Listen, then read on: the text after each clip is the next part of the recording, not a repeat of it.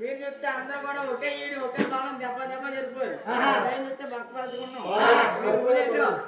పేరేటో చెప్తారు వాళ్ళు అయితే తమ్ముడు పెద్దడు గాడి నువ్వే ముందు చెప్పాలా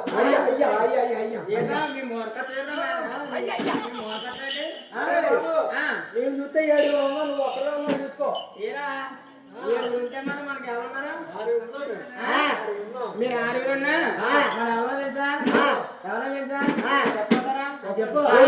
పట్నాలా